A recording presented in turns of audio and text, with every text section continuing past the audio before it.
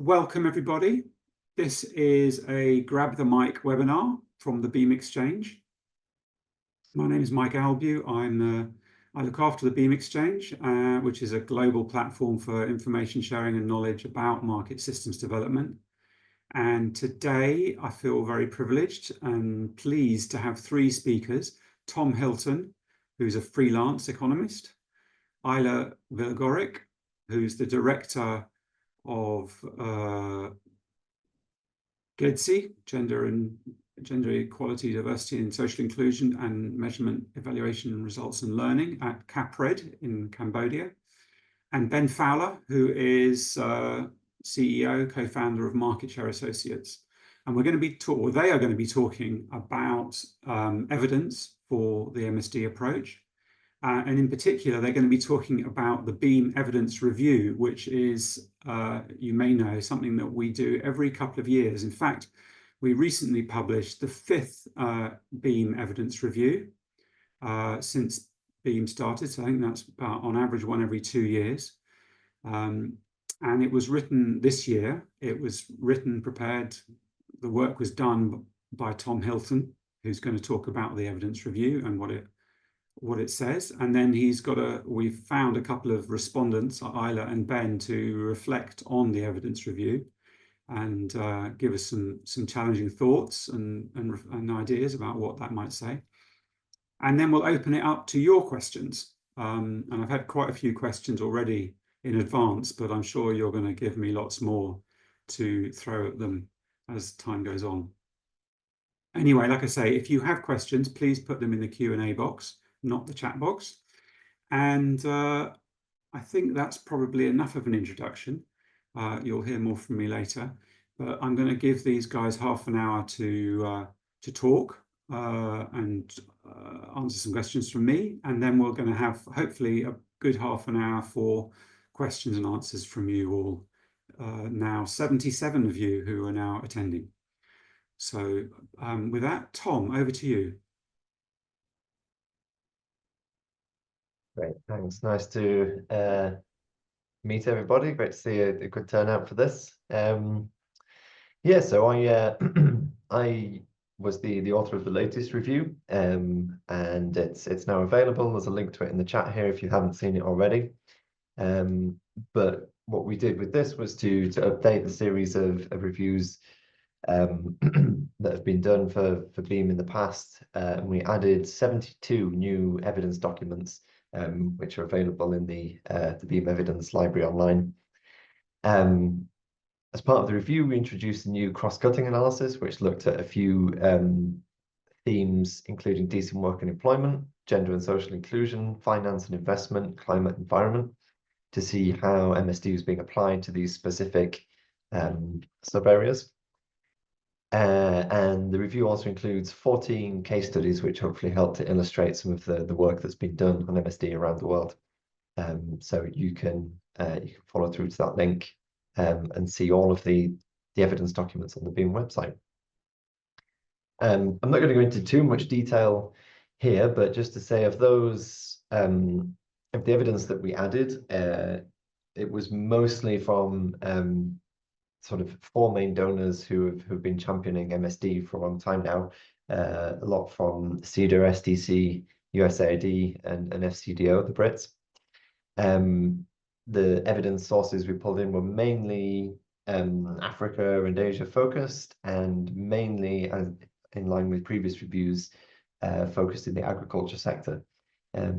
We are seeing a broader application of MSD starting to get there, but a lot of the evidence is still from that traditional sector where MSD has its origins.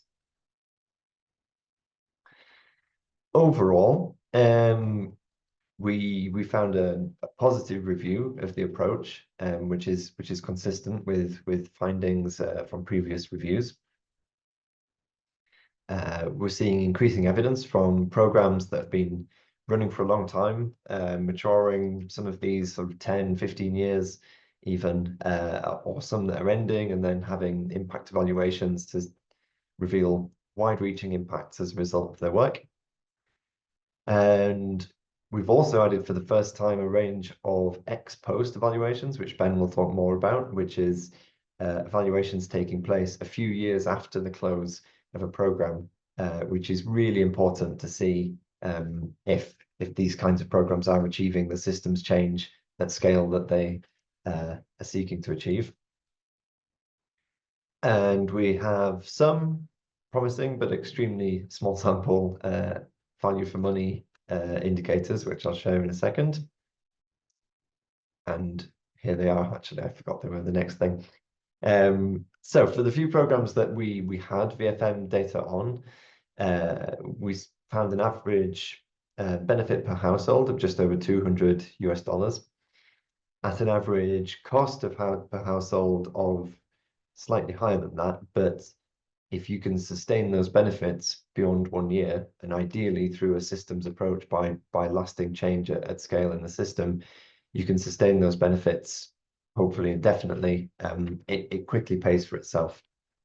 Those posting VFM metrics were reaching an average household, average number of households around 140,000, so fairly large scale. And if those results can be sustained, you could be looking at benefit to cost ratios as high as 7 to 1, which is good, but again, caveated with this is a small sample, and we don't have anything to compare this to, basically. It looks 7 to 1 sounds good, but more work is needed to say, well, how does this compare to other approaches? We looked at results at different levels of the standard MSD theory of change, from the intervention through systems change, growth and access to services, up to poverty reduction. And as you can see, generally positive across the board, particularly at the intervention level. There was lots of reporting on interesting, innovative intervention models. A question, though, which I'll come to, is where are the unsuccessful models? We all know they're out there, but here were of the evidence that is published and available and being fed into this review. 4 out of 5 were reporting, really positive business models. At slightly higher levels of the results chain, you do get a little bit more of a mixed picture, but generally it's still positive. You still have very strong positive impacts in terms of systems change and growth and access to service and poverty, in probably about half of cases for which they had evidence. At the poverty reduction level, only about 2/3 were trying to show evidence on that, because it might be early in a program, or case studies that aren't set out to do that. But for what evidence was published, it's generally a positive picture. So some priorities going forwards. I think that issue of publication bias that I referred to before is there. I think it's really critical. We're all in this business. We know what it's like. It's really important to learn from unsuccessful interventions. We also be great to see more and more evidence looking beyond the agriculture sector, looking into these new applications. As I say, we looked at things like climate and environment and gender, but there's a couple of examples under each of those, but it'd be great to see that evidence base being built. More of the ex-post evaluations, please, Ben and USAID and other folks. I think they're extremely valuable contributions to actually see whether these programs have delivered what they set out to do. More independent evidence, I think, maybe it was around 1/3 were independent evaluations, which is good. But along with that publication bias of it's the good stuff that gets published, a lot of the evidence is also self-published reports by programs, which is an opportunity for bias to appear as well. Strengthening VFM reporting. I know it's an old issue and it's difficult to do right, but it was difficult to extract some comparable results, both within the sample and then thinking about what is a good benchmark. Is a 7 to 1 benefit to cost ratio good? Who knows? Sounds good, but a little more on that would be good. And it would have been great to see more details on the drivers of success and failures. I think a lot of reporting or published evidence that out there struggles to explain exactly what the key was to their successes. That's, describe a successful business model and describe the results that came out from it. But it can be tricky to extract sort of generalizable lessons for programming globally. So yeah, I think that's it in a nutshell from me, and keen to let the others speak and get into some questions. So I'm back. Thank you, Tom. That's very helpful, and thank you for keeping it really nice and succinct. Obviously, the best thing would be if everyone rushed away and read your report, which is very readable and not too long, and also very succinct and to the point. I asked, or Tom and I invited Ben and Ajla to come and join us for this webinar, so that we could get some other perspectives on the review. And I'm going to start with Ben, because as Tom mentioned in his talk just now, one of the really interesting and novel components of this year's review is the presence of 2 ex-post evaluations. And this is where organization, the USAID, has funded someone to go back and really look at what's happened to a couple of years after a program is finished. So Ben, can you tell us what you think, as one of the people who is behind this process of doing the ex-post? Can you tell us what you think this has added to the evidence base? Sure, thanks. I'm happy to do so. Well, to be clear, and this is where I think there's a nice link with and contribution that these regular evidence reviews from the Beam Exchange are really contributing, is that when the Market Systems and Partnerships program, which is the program that the ex-posts have been funded by via USAID, when it was starting, we were looking around at kind of the state of evidence around MSD, and you naturally come to those reviews, and from there you naturally come to the recurring kind of note that we don't have much evidence on what happens after the closure of the program. The standard is the end line evaluation, and so that was something that we actually, when we were looking around at this, identified as a core gap that needed to be addressed. And through the visionary leadership of Kristen O'Planek at USAID and others, that was then put forward. And so to date, we've done 2 ex-post studies, Natal and Bai in Senegal and Advanced 2 in Ghana. And we have 3 more that will be completed within the next year and a half.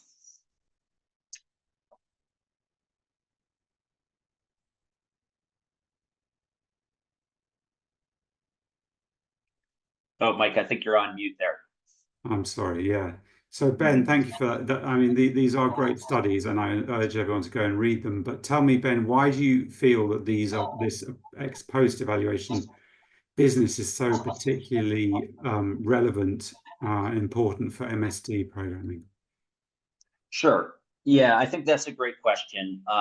Probably all types of programming can benefit from them, but there's kind of the unique selling point of the MSD approach, of course, is that the benefits that it are creating are not only ones during the lifetime of the program, but there's the kind of famous MSD hockey stick suggesting that those benefits will endure beyond the close of the program. So whereas a program taking more of a direct delivery style approach may find those benefits more temporary and more likely to kind of disappear once direct support and engagement from a funder ends, MSD is understood through aspects like the facilitation approach and so forth to really create longer lasting benefits. So that's the theory. Of course, we can bring out the theory as often as we want, but without any kind of evidence on whether that's indeed something that does happen in practice or not.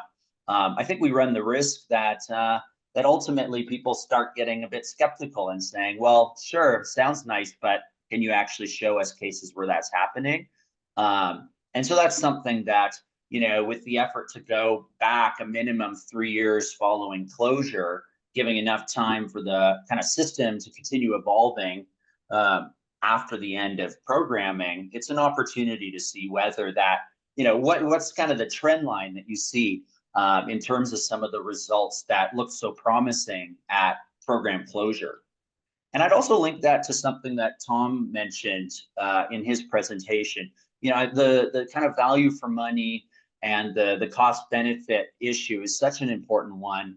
Undoubtedly will become, I feel like it comes in kind of cycles, and we're probably due for another resounding focus on it in the near future. I think if you looked at those numbers that were being put up in terms of those, 7-to-1 or 4-to-1 is another ratio with a 10-year time frame in the evidence review, you'd see just how much of that benefit rests on the period following closure. So I think in terms of us considering and grappling with the question of the VFM of MSD programs, which, as we know, take longer to show results, they're not as quick and immediate as things where you're directly handing out money.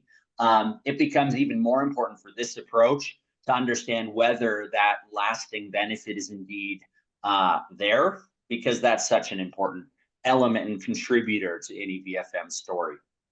Sure. So you've mentioned that you've completed 2 of these, and there's 3 more in the pipeline.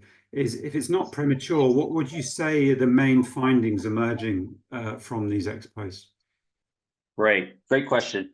There's a lot, and we have little time. So I'm going to have to be very choosy. For one, I'm only going to talk about the Senegal ex post and not the Ghana one, for no other reason than I was more directly involved in Senegal, so I could maybe speak a little bit more authoritatively to it.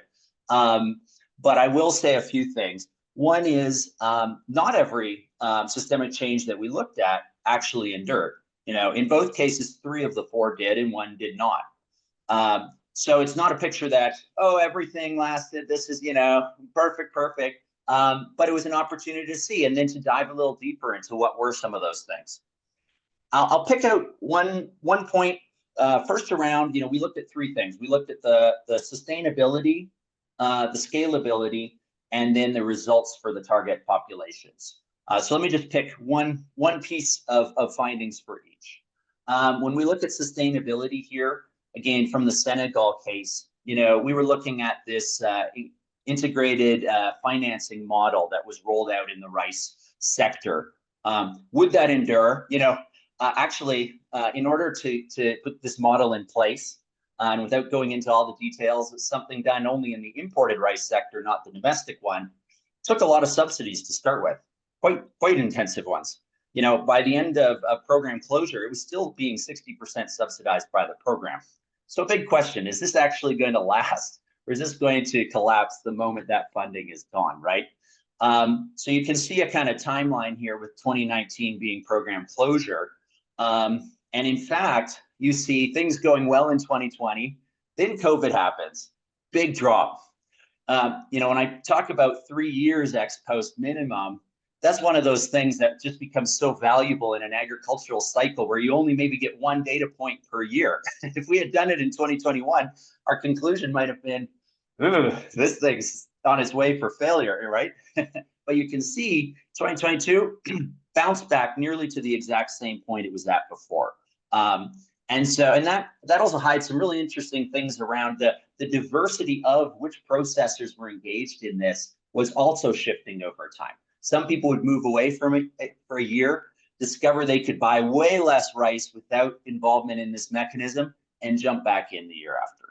So that's on the sustainability story. Just what we were seeing. Similar things in Ghana about a post-COVID bounce back happening there as well. So kind of the perfect opportunity to see really a shock external to the system, what happens. Then we looked at scalability. Sure, it endured, but to what extent did it endure? Again, if we look at Senegal, I think really interesting case here. In fact, not only did it last and maintain its presence in the rice sector, this financing mechanism went from being applied in 2 value chains in the north of the country to 7 value chains across the north, center, and south of the value chain. The amount of financing that was being offered by financial institutions via this mechanism went up something like 600, 700% since the close of the program. So, and a pretty massive story of expansion post closure. And then again, if we look at the situation on processing, we see a case where Senegal's fairly unique. And of course, this wasn't the only contributor. I won't say with any of these results that the program was, but was actually a very, very important one to it. You see that the rise of an indigenous rice processing sector really took off with very strong contributions by the program, and that has continued. In fact, the number of processors is still growing, not at the same rate, but is still growing post-closure. So that's some evidence around scalability, not only just enduring, but actually increasing.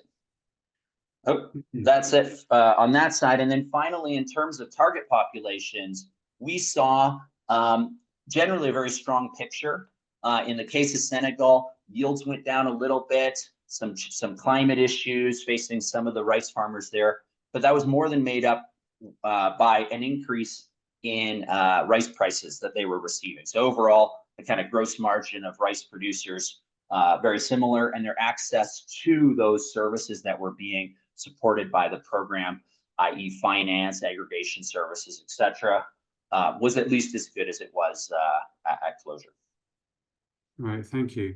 And just quickly, I want to move on to Ajla. What's the next plan, and how might people be involved or find out about that for the next Ex Post? Excellent. So here's a landing page where it's got everything we've put out.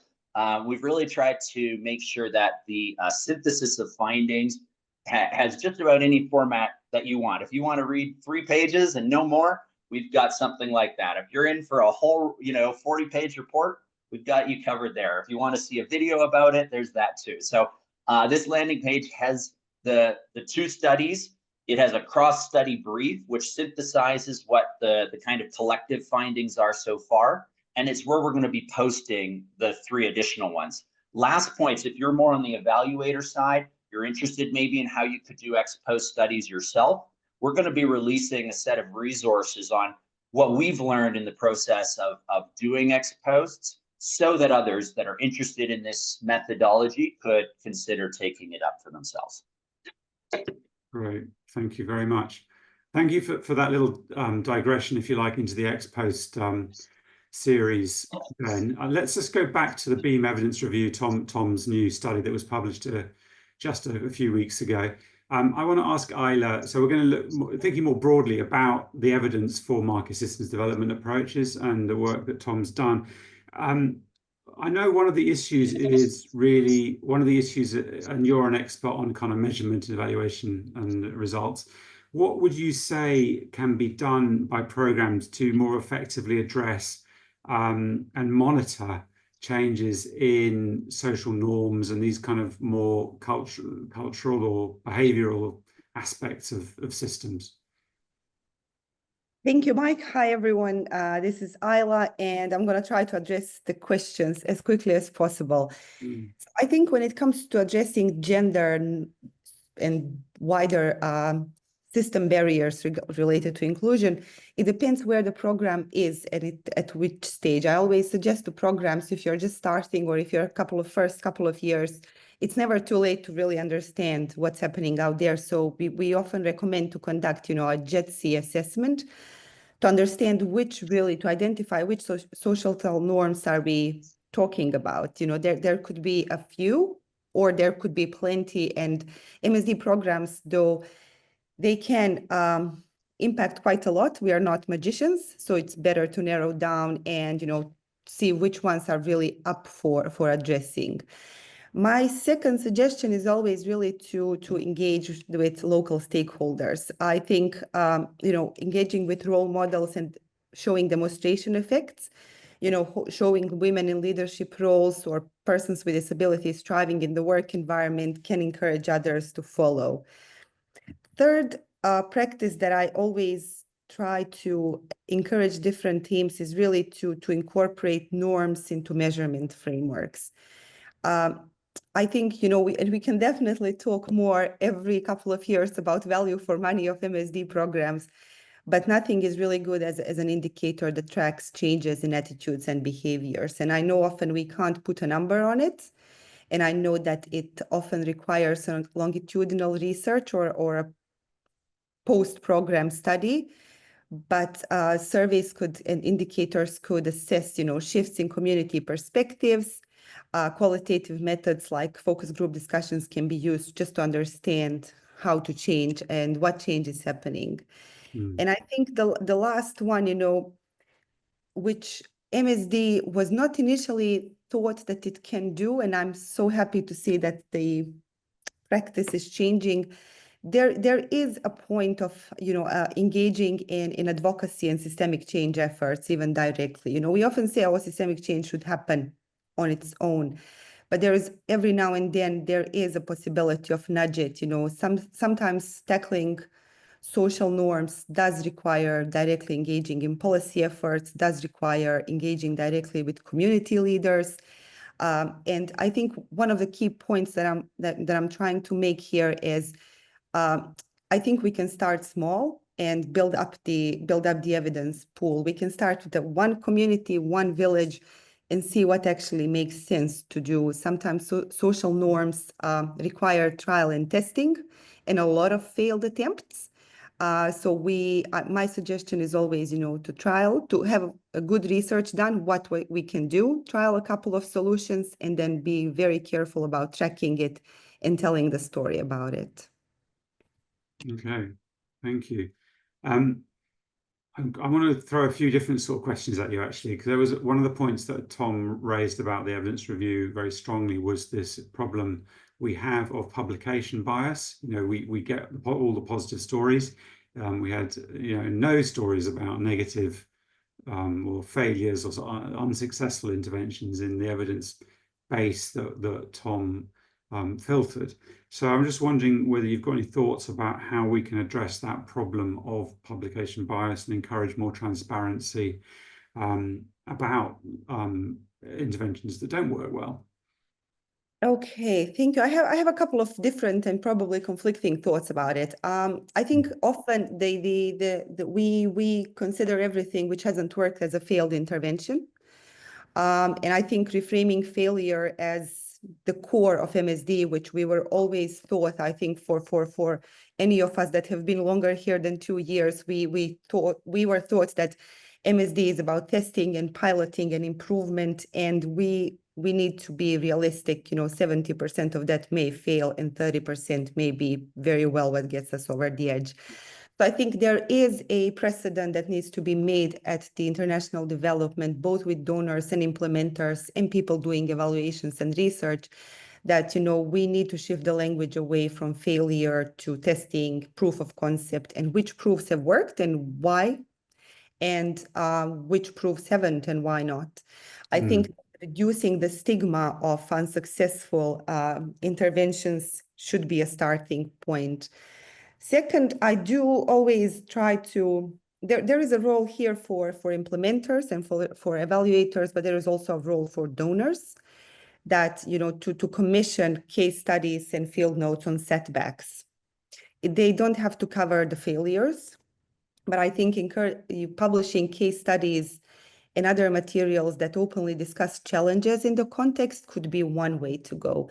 One of the examples I would like to show here is, you know, I think all of the programs that have existed in 2020 and 2021 have started interventions which by those standards haven't been successful. There was a unprecedented crisis happening, followed by economic crisis. So a lot of interventions didn't pan out the way we thought may pan out, just because the external, you know, conditions have, you know, stopped or stalled some interventions. I think framing these stories as a part of the learning process can also be one of the ways to encourage a more honest reflection. And I think the third point would also be talking honestly about the interventions that have worked, have failed, and then have worked again. I think all of us have in the different cycles of implementation and intervention where you just put a lot of money and a lot of attention, and then it doesn't work. But something happens in the external environment, something triggers that suddenly it becomes amazing intervention. So understanding also which external conditions may impact our interventions, how can we publish it, and which safe reporting channels for donors and different stakeholders can be used, so this can be brought as a lesson and not necessarily, oh, this program is not necessarily working well, should be discussed and encouraged. I think we are all aware of the fact that MSD programs do a lot of piloting. It can't be that all the pilots work. It's just, and I think Mike, as next beam, should be failure summit or something, so we can all Yes. ourselves. That would be good, wouldn't it? We're getting a few questions coming in. Luckily, actually, you Sure. just in a way answered one of them from Amira Fekri.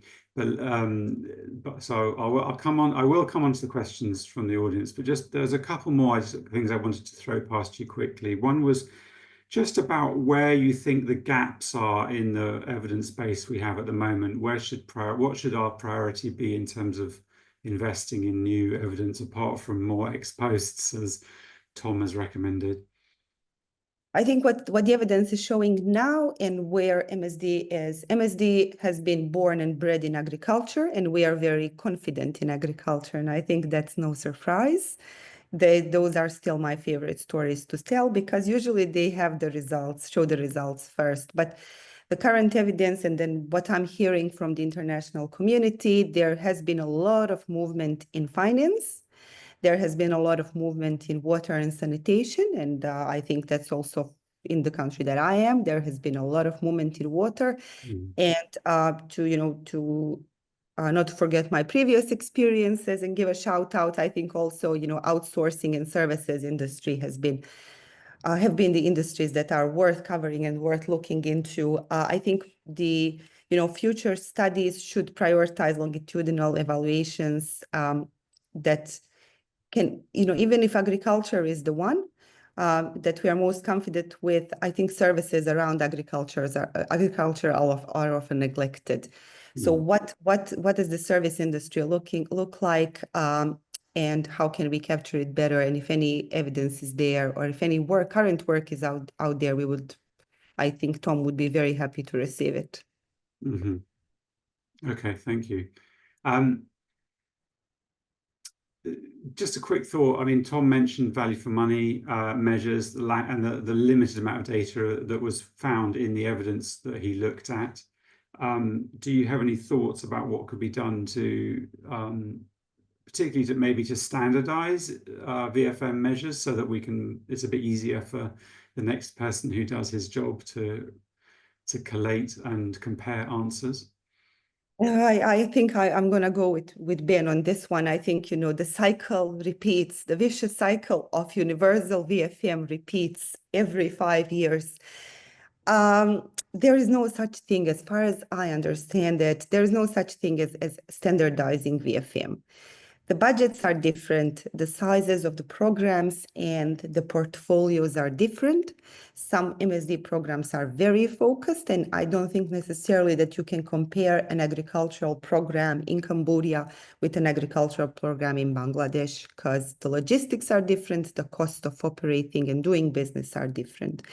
What I also want to point out here is a crucial thing, that we in MSD pride ourselves to be able to shift the norms, even if they're not GEDSI norms, but the rules of play, and we are able to achieve deep qualitative impact.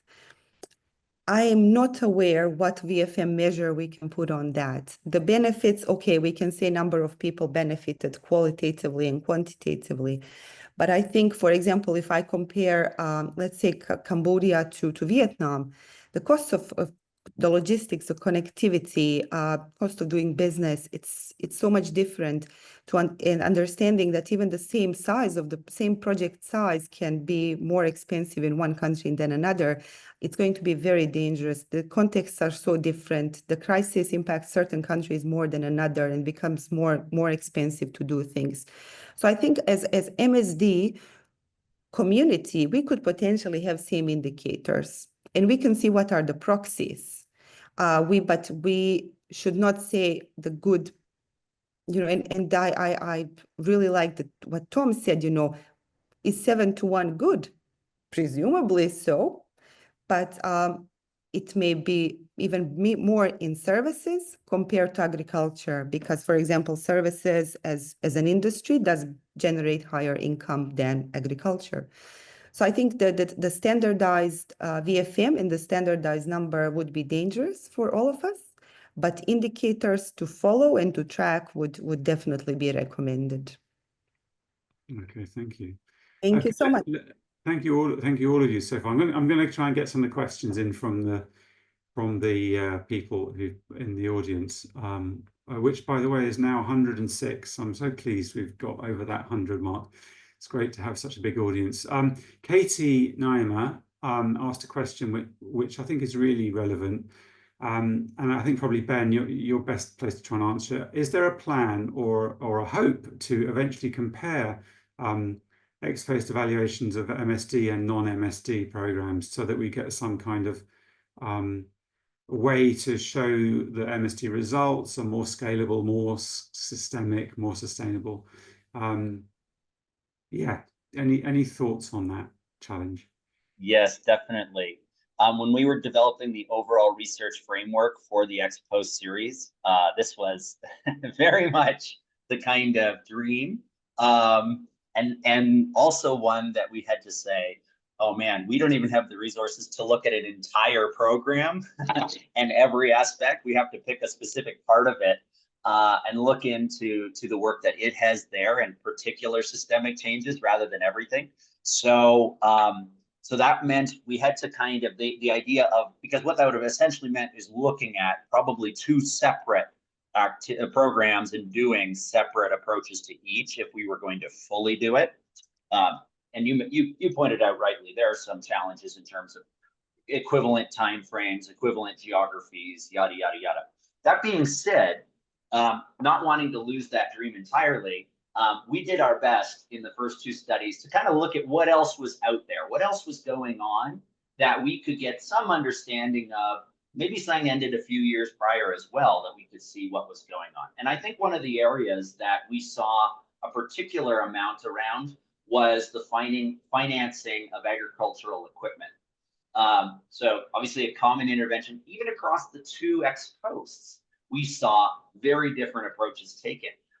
Ghana actually used, among the whole program, that was the part that was the least MSD aligned, with very large 70% subsidies for equipment purchases, whereas the Senegal program supported more of an ag leasing program to be in place. So it was possible cross-study to look at that and to look at the many other programs in Senegal that had been doing a similar thing. And kind of ironically, what was observed was that despite a large portion of the Ghana budget going for those equipment subsidies, that was one of the areas that had the least enduring impact. There was no kind of ongoing availability of equipment financing following the closure of the program in Ghana, whereas in Senegal, that kind of ag leasing company continues to expand to more parts of the country and increase its offerings and so on. So that was kind of the best we've come up with in the first two studies, but I think quite convincing, in fact, in terms of how the kind of the subsidies versus the results were kind of almost flipped in the two cases. And so I think that does say something about the efficacy of using a somewhat more facilitated approach. Yeah, fascinating. Okay, that's great. Here's a question from Mark Blackett about standards for results measurement. And actually, I think both of you, Tom and Ben, made a reference to the DCD standard for results measurement, which I should probably be explaining myself as well. But would you like to say a little bit about that, Tom, about how you used the, because you in your talk, you mentioned that only about a third of the evaluation documents you looked at were produced independently, but there was another whole tranche of evidence which was perhaps explain a little bit about how things got, what the filter was that you applied to the review, to the evidence, and how things were approved for inclusion? Yeah, I think so. The inclusion criteria is published on the Beam website, and it's essentially, do you have a clear and transparent methodology? And a lot of the time that did, I think all of the programs included were programs that say they use the DCD standard for results measurement. There is a sort of higher bar of being audited to prove that you are using the DCD standard, which I think we decided in the end was too high of a bar, because not a lot of programs actually go to the extent of being audited for it. But I think it's a widely used approach in results measurement, which gives us some confidence in what is being used by programs and then coming through in evidence sources. I think, I mean, maybe one of the other panelists wants to say a bit more about the standard, but to Mark's question, I think that for me, I was less concerned about the quality of the underlying data and MERL systems. And I think more that independence is that if you are self-reporting, we've all been there, I do it all the time as well, you're inclined to put something of a positive spin on the way that you tell the story, and keep some of the grisly details from the donors. Much love to, hope nobody's funding me in the participants here today, but we all know what it's like. And I think it's not that there's like dodgy data or results being made up. I think for the most part, it's how that story is told, and therefore what you can interpret from it, and to understand what's working and what isn't. And maybe just a very quick add on to that, to what Tom said. I think, to Mark's question, as part of that revision process, you're very spot on. There's a process to kind of revise the standard and come up with a new version. I think we're roughly 15 years on when it was first created.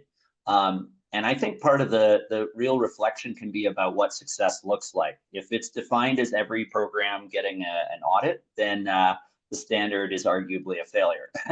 If it's about influencing measurement practice in the broader field, I think there's been a lot greater influence of the standard. And so thinking about really what success should look like, and kind of what we should be aiming for as we go into a new version, I think needs to be really at the top of everyone's frame of mind. And part of the thing I'll say as well is that the idea of this latest round is it's going to be a very kind of broad consultative process, which is nice, so we can bring in a lot more voices into the room as we think about what it should look like moving forward. Thank you. Can I turn to a question that posted by Sigrid Meyer, who's in Benin, I believe. Tom, it's in reference to something you said. It's a little graph that you showed us about the relative evidence on poverty as opposed to other layers of the MSD theory of change logic. Do you have an explanation for why poverty reduction impact sort of appears to be lagging, or evidence of poverty reduction impact appears to be lagging compared to other aspects of the theory of change, if you like? Yeah, just to flash that slide up again, I don't think the evidence review pointed to a lack of poverty reduction. It looks less on this slide, but I think that's just a factor of some of the evidence documents were not seeking to assess poverty impacts. There are often case studies at an earlier stage in a program, and so but all of the evidence sources had some that were trying to assess poverty and found some positive effects. Some of them were stronger than others. But to Sigrid's question, I think there were specifics on, does MSD reach the poorest of the poor, as we talk about? And I think there's, there are good arguments as to why you maybe shouldn't always target the very poorest of the poor to get innovations moving in the market, but you ultimately want to be making sure people are not excluded. So I think maybe, I don't want to encourage reductive disaggregation of data, but some more insights into who's really benefiting and how we move from those business models into more inclusive markets. I think would be great to see that nuance in the evidence. Okay. I want to go back to a question that was posted quite early on, actually, by it's a little bit outside the topic we've been talking about narrowly, but it was posted by Helen Bassi Osijo. Sorry if I got your pronunciation, your wrong name there, wrong, Helen. But essentially, you're asking about the role of media interventions and media-related work in programming, and pointing out how important that often is in the systems that we're trying to work in, media, that is, and wondering whether we're missing out perhaps on doing more to work with media-related interventions. I don't know if any of you have any particular strong views on that. I'd just say that I posted a link in response to the case study of women in business in Mozambique, which I think for me was one of my favorite case studies in the review. That to Ajla's point on gender and social inclusion, of rather than just disaggregating your results and counting women, to think really what are those deep-seated social constraints that stand in the way of women's economic empowerment. And this program did a really cool job of working with media companies, developing content, and thinking how messaging changes, and then evaluating how men's perceptions of women changed as a result of that. So some really cool stuff going beyond the sort of stereotypical MSD business models to tackle social issues. I thought that was really cool. I noticed actually Isabel, thank you Isabel, just also posted a link to a new study that we've just published a few days ago almost, which is a sort of reflection by somebody who worked with, I think, with the Samath program in Nepal, on the media work that did, and looking back at the impact that had. So that's a new resource that's just been posted on Beam Exchange, and there's a link in the Q&A answers. I think we might put it in the chat as well. Great. Okay, let me see what else we've got. We've got a few other questions coming in now. Nick, my colleague from the working group, Nick Ranier, just posted on the IKEA Foundation, just posted a comment saying, other than the risk of confirmation bias, there's a problem that some of the evidence is not evaluated. It's not evaluative, let alone independent. What should we be doing about that going forward? Do you understand what the observation that he's making there, Tom or Ben? Or we could, or Nick, Nick, if you like, I can put you on I can open up the mic for you, and you could explain what you mean by saying that some of the evidence is not evaluative, let alone independent. Or do you want to try and explain Yeah, can I speak? Can you hear me? Yeah, you're a little bit faint. Can you talk a bit louder or turn up your mic? Yeah, how about this? That's great. Yes, Nick, welcome.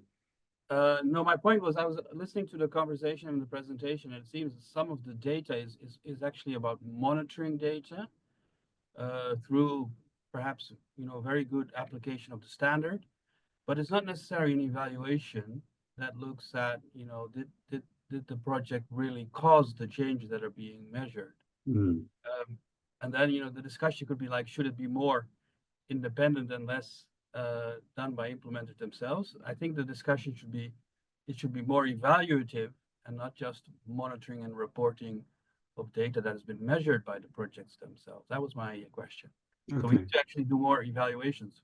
Ex post, excellent, but even just end-line evaluations by independent agencies. Yeah, thank you. Okay. Yes, well, would any of you like to respond to that question or point? I could quickly say I think it's good to have some, I think, diverse evidence in the review, so that some of it is sort of lightest touch case study. Otherwise, you sort of restrict yourself to. It'd be great to see more sort of super robust kind of counterfactual based impact evaluation. I do encourage more of that and the ex post stuff, but I think good to have a range in there to see at different levels and be open to what counts as evidence.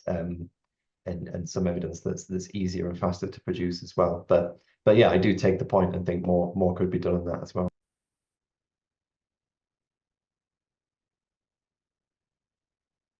Ben, did you have any thoughts? No, okay. I'm just having a look. Thanks. I think certainly, I agree. All is needed.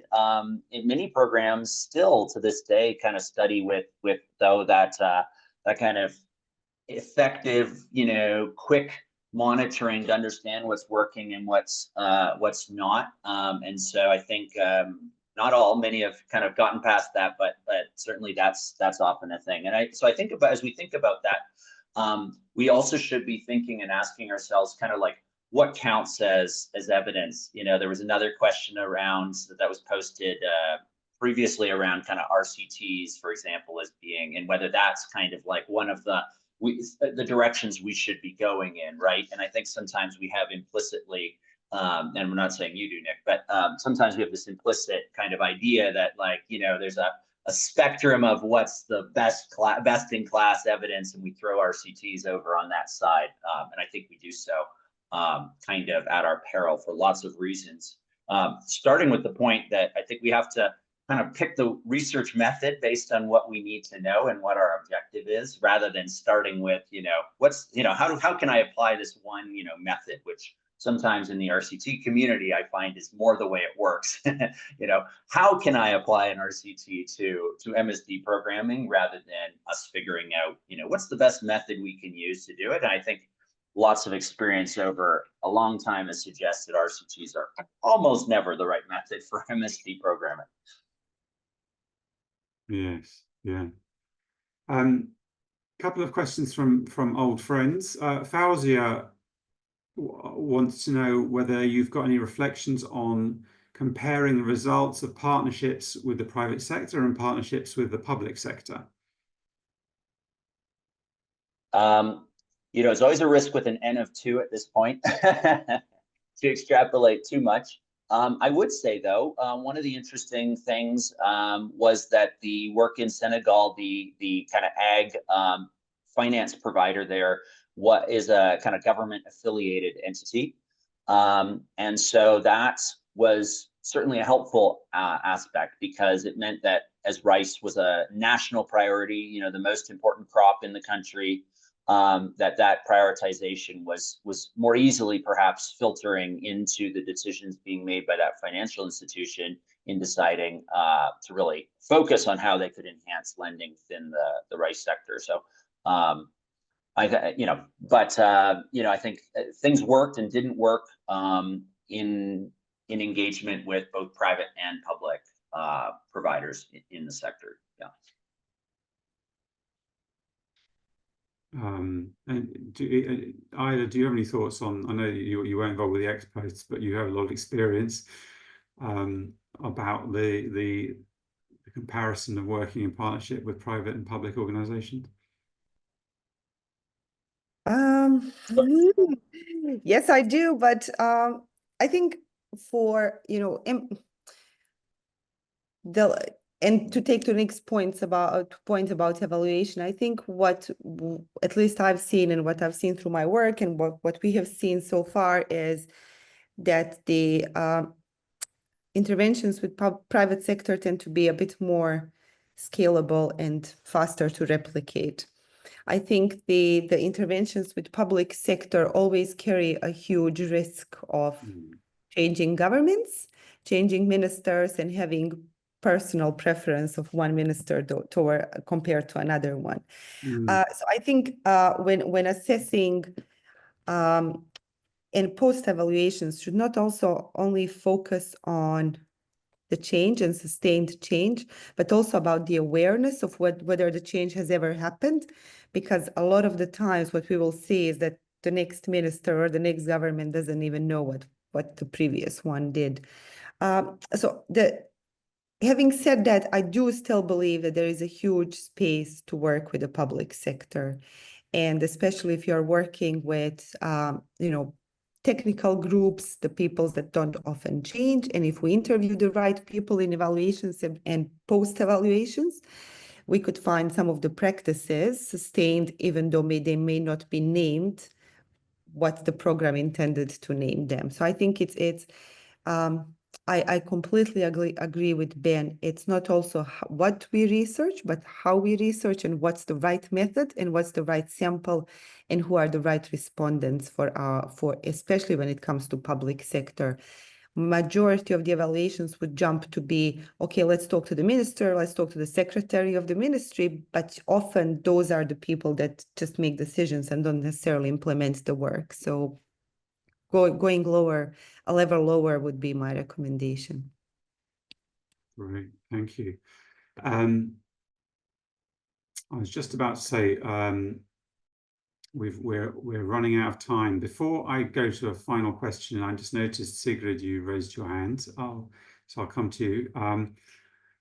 Please, could you give us some feedback on this webinar? We have a link in the chat that Isabel's about to post that will give you a little, very 30-second evaluation form. It's really useful and helpful for us to know who you are and what you thought of this and whether there's anything we can do to improve them. And the second thing I wanted to just remind you was, I said at the beginning, if you work for an organization or program that would like to do something like this to present your work, your experiences, please do get in touch with us. We're always trying to keep the pipeline. We have a busy pipeline of webinars coming up, but we'd love to have more proposals or suggestions, so contact us and let us know. Sigrid, actually your hand's gone down, so maybe you didn't mean to put it up. There was okay, final question then. I just noticed that my old friend Bill is asking people to reflect on what happens in longer term programs when you do certain kinds of interventions. You maybe solve a problem, but it takes you on to a next problem. So you then move on to the next set of interventions, and he's referred to that as graduated interventions or graduating interventions. Have you got any thoughts on that, any of you, to close us off?